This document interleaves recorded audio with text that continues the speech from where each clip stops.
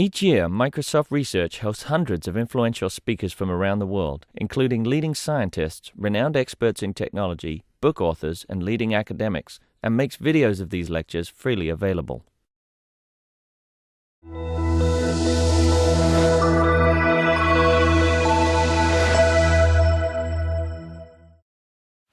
Okay, we'd like to do some early vision problems.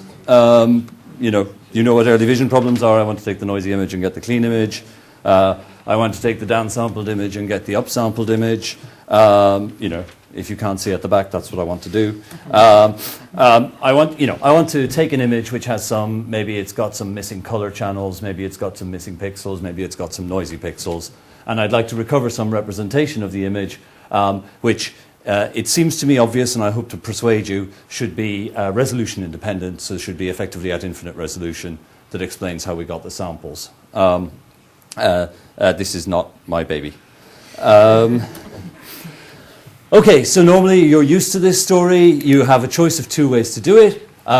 You can write down some discrete energy which has image values here, I sub I, and you're trying to find some U values, i.e. some representations of some latent image which match the image and maybe where the difference between adjacent pairs is small. And I don't care how much you generalize that, I'll do that in a minute. Or you might try to write down some more mathematically sexy thing, but of course you can't do that, right? Because you don't have access to this thing. This continuous domain image. This is a myth. Okay, so you don't have that, so don't do that. Let's carry on over here. So we're in the discrete phase, right? We can do various things. We can improve our regularizer to all sorts of fancy things. We can make our latent image, the U's, at some different resolution to the input image. So each input pixel is maybe some linear combination of latent image pixels. Maybe we can do that non-linearly. Okay, so those are all fine. You're told that many, many times.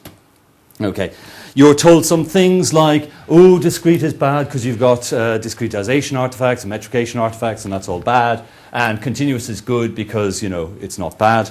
Okay, why is it good? This prior, as written here, is rotationally invariant. If you write it in many of the known ways like this, it's not rotationally invariant, and you have to hack it to try to make it rotationally invariant. So, in some sense, this story is true. So this prior super rotationally invariant should be great, except we also know that in practice, the stuff you can do with total variation and friends gives you denoising results which are not as good as the stuff you can do with patch priors, things that look at little blocks of pixels. So what's that all about?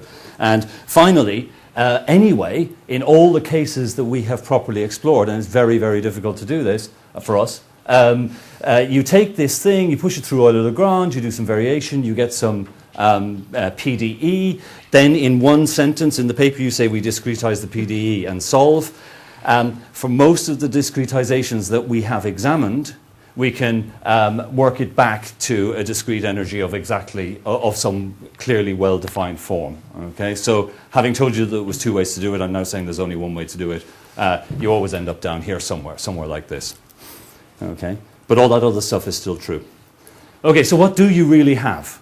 Right? What you really have is a list of scalar, real-valued samples at a bunch of locations. These pixels got 3 samples, right? Because they're color, so they have the same location xi. And these pixels down here, we only got 1 sample. So this image is this number of samples. And there's other stuff. The way you got those discrete samples is you viewed the world through a point spread function, and for these pixels you viewed through some spectral filter. And maybe you know what they are, and maybe you don't. It depends what camera you have. Okay, let's just stick with grayscale, even though it really doesn't simplify things, but let's simplify things by sticking to grayscale. And let's pretend the only thing we don't know is the point spread function. Okay, so I want to know how I got this pixel here, image I at location xi, intensity I at location xi. And I got that pixel there by looking at the world through some point spread function. Okay, and I'm going to call it, and now I'm going to make a big simplification. I'm going to say the world is a flat world sort of just outside the camera. Okay, so I'm going to look at the optic array, as Gibson called it, or whatever, but some image just in front of the camera, continuous, defined on a continuous domain. So there's scalar intensity U as a function of 2D location X, and I'm going to say that's what we want to recover. Okay, and then the point spread function for pixel I, I'm just going to call kappa I, which is a function again defined on the continuous domain X. And sometimes if you've been taught sampling theory and engineering, you'll think things like you should do a convolution with a point spread function kappa that's the same everywhere. But of course, in most cameras, it's not the same anywhere. And anyway, it's not going to make any simplification to treat it as a convolution. Right? So each pixel comes now with its location. And in fact, we don't even need the location. We just have a point spread function, which may or may not be known. Okay. So this tells us the equation for how I got the number of photons into bin I was I convolved or I multiplied the world here with a point spread function kappa, and I added up, and then I added some noise, eta. So now it's very obvious how you get the world back given the individual samples. Okay, we still have a functional, and it's always sexy to say functional, so that's great. And our functional says minimize some difference, that's what these funny brackets mean, between your sample image I and what you get if you view the world through the point spread function kappa I. And of course, it's an under-constrained problem, so you might add some regularizer. And again, we could do some funny stuff with the gradient because we're still completely continuous. It's a continuous function u that we're solving for. Or you can generalize this in a number of obvious ways. That's straightforward. So my first claim is that I've really tried hard. I don't think anybody has ever written this down before.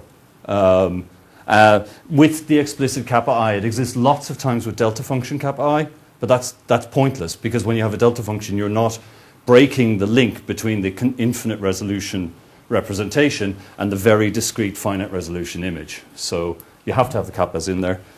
Claim 2 is that this is the correct thing to write down. Let's see if that is in any way supportable. 5 minutes before Cordelia needs to go. Okay, so first claim. Is it sensible at all to talk about the world being continuous? Is that, that's obviously silly at an atomic level. It's obviously silly if you're dealing with bits of hair, or it feels obviously silly if you're dealing with bits of hair. Is it at all sensible? Okay, well, let's look if it's sensible. So here is a picture of a hat in front of a mirror, and this is the sharpest edge in this image. Now, I suggest that the hat is probably a little bit furry. I don't know, I've never seen it. It's probably a little furry hat. But when represented in this image, if we take samples from this slice, I'm leaving this down here just because I hate it when people delete equations that I haven't had a chance to read. So you can read this for the next few slides if you like. Okay, so there's the hat. And these red dots here are the intensity samples across the hat. If I were fitting a prior which encouraged piecewise smooth, I might fit a world model u of x, which is like this black curve, right, a step edge. But it's not a step edge, right, because clearly the hat takes 2 or 3 pixels to transition from its bright to its dark because there is some point spread function viewing it. So that's a bad prior if you want to reconstruct that image. However, if I say that the world is a step edge, and I convolve it with a point spread function which looks like this, then I get this blue curve, which indeed does match Lena's hat. So a better prior for Lena's hat is not piecewise constant world or piecewise step edge or whatever you want to think of it, but a piecewise constant world convolved with a point spread function, even when you're not doing upsampling and when you're not doing anything, if you just want to interpret the image. We can do that a little more carefully, right? So here's some signal I've drawn from some class of signals, which is piecewise smooth. To fit it in the image, they're mostly flat, but that doesn't matter. I take the image, I convolve it with some point spread function, and now I've got these samples of the image, and I add some noise to these samples to simulate what was happening. Now I want to denoise this image. So my goal is to take this image, denoise it, and give that. Okay, well, the obvious thing I can do is use some total variation or some smoothness prior in the reconstruction. That's clearly not going to work because it's going to give me this piecewise steppy reconstruction, which we know is wrong. I could try to learn a fields of experts prior, right? The problem is that the interesting stuff that's happening is not happening at adjacent pixels. It's happening over big patches of pixels, right? 3 or 4, 5 in the case of Lena's hat. So I could learn myself a 5-wide fields of expert model, still not possible. So I learned myself a 9-wide fields of expert model, and now I've got a nice patch prior that encapsulates the kind of stuff that was going wrong. Or I could simply minimize an energy like the one I told you, and I'll get the same reconstruction. So I don't need the complicated fields of experts. I simply do TV plus. Fine. Okay, so there's my energy. How am I going to minimize it? And I will jump way to the end. No, I won't. Okay, all right. I've got a minute. I'm simply going to write my continuous function as a product of some basis functions. Right? That's the only thing we know how to do. Okay, we know how to do other stuff, but let's just do that. I'm going to do some flipping of some integrals, and I'm going to end up with the basis functions looked at through the point spread functions, and I'm just going to end up with some system much like the ones we often know and love. Okay. When I choose basis functions, I can choose ones like little boxes. So my height map is parameterizing the height of these little boxes. I could choose little triangles fixed onto the image, like Schoenemann et al. I could do bilinear, or I could maybe do some wavelet basis, where I just mean some basis functions. Or maybe I could take a wavelet basis and outer product it with some masking by the triangles, so now I can build quite complicated images. This is the one we do. Still no good unless I'm going to move the vertices of the triangles. So I've got my image, 3x3 image here, triangle grid underneath it, and all I need to be able to do is intersect the point spread function, this 50p, with a triangle, compute some derivative. It's not that hard. And then, hit optimize. And now I'm going to slowly, this is sped up very much, but it's still very slow. I'm going to optimize my triangle mesh to match the image. Is it a good idea? Well, I don't know. Here's an upsampling paper from Fatal et al. So they can upsample this much. We can upsample this much. We've got a little bump here because our optimizer still doesn't work very well. If you denoise, we are worse than BM3D. Definitely worse than the Levin and Nadler. 100 CPU hours on 100 machines or whatever it is. But we should really be comparing to total variation, because that's the kind of, this is a total variation prior, which simply is rotationally invariant, which really is rotationally invariant. So rotationally invariant TV, much, much, much better than TV. Around maybe the same as, or maybe similar PSNR to BM3D. So, messy, patchy thing, incredibly simple prior, done right. Yeah, you can do those. Okay, I'm basically done. Why did I do this? I do this because I want to do flow properly. And why do I want to do flow properly? Because if I have a red square moving from a green background to a blue background, brightness constancy is nonsense. This yellow has to match this purple. Okay, you have to represent at subpixel what's happening and then deal with the fact that pixels are massive. And they're massive, therefore they must be viewed through their point spread functions. Thank you.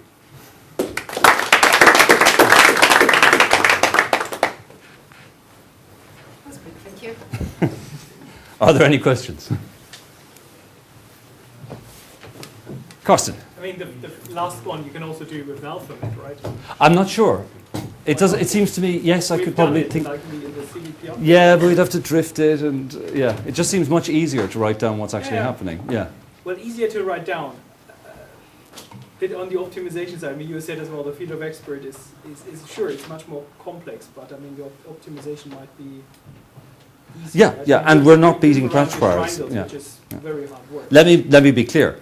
If you make your patches bigger than 32 by 32, I don't see how any simple dead leaves like prior has any chance. So if you make your patches 512 by 512, then clearly patch priors are going to win in all circumstances. It's just that no one is ever going to get the training data for them. There are certainly, we hope, simplifications of this, different ways of looking at this. We've picked a pretty ugly brute force representation, which yields a hard optimization problem. We've done everything sort of as agriculturally as possible. So I hope that there will be better. Some other people will think of better ways to do this. So I didn't get this last bit with why do you need the triangulation? Oh, sorry, because I really want sharp boundaries. So with all the other basis functions, I have immobile boundaries. So when I... Sorry. Yeah, so, here's my basis functions, and whether they're sharp or smooth, it doesn't really matter. That's what they are. To get sharp edges in the image, which I believe I need, then I need to be able to move triangle boundaries. So I need a simple representation with sharp edges times some richer representation. I mean, we don't use anything even as rich as this. We use constant x ramp and y ramp as our basis functions. But I think positioning the boundaries is what it's all about. Even in this, you know, there are no sort of obvious sharp, I mean, yes, there are obvious boundaries in the peppers, but we're not finding them. We're simply just writing down a better prior, effectively. Ooh, push meet then, Sebastian, I think. So the point spread function was constant? Yes, sorry, absolutely. Constant, known for these cases, or you know, set as a tuning parameter. I have some examples, not on this deck, where we can solve for parameters of the point spread function. You can do some stuff simply, linear combination of basis point spread functions, a bunch of other stuff. Most importantly, the point spread function is not a Gaussian, and there's nothing wrong with that because real point spread functions aren't Gaussians. Yeah. I learned from Karsten that they're most likely to look like that 50p. Yeah, but I think that's where the approach has the biggest sort of win, because it sort of explicitly takes into account, you can change the point spread function, right? And so most of the other denoising algorithms do not take into account the point spread function explicitly. And you would think that you might not need to, just for Yeah. denoising, to reconstruct the same pixels at the same resolution. Yeah. So, as a thought experiment, like if I take your point of view and say, okay, you solve the point spread function problem, and you have this latent representation of a super sharp infinite resolution image, right? Then the question is, how would this infinite resolution image really look like? Okay, so let me give you a counter thought experiment. We're going to learn a patch prior over 5 by 5. Okay, you already know the answer. Right? Take every patch ever shot, ever to be shot. Okay, it's got to be rotationally invariant. It's got to be translationally invariant. Mostly it's going to be constant, except where it's not.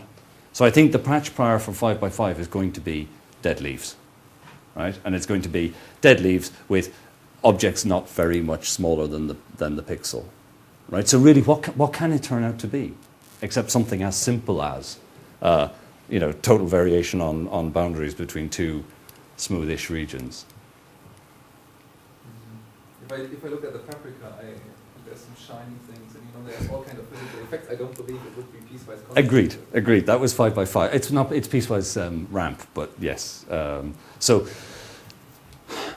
I used to think that to deal with textures, we should add basis functions like sine x, sine 2x, sine 3x, and then they would pop up as representations of texture on some regions. Like, suppose this is a real, you know, this is actually the image then. And that may be true. So it may be that I change the basis functions to include some more natural stuff, or maybe per camera, or...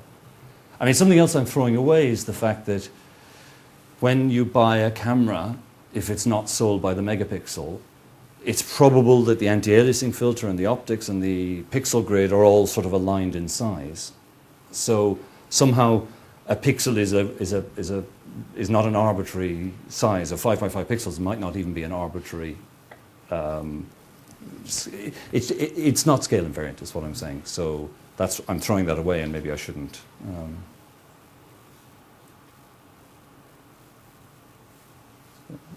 Right. No more questions, and that concludes the workshop.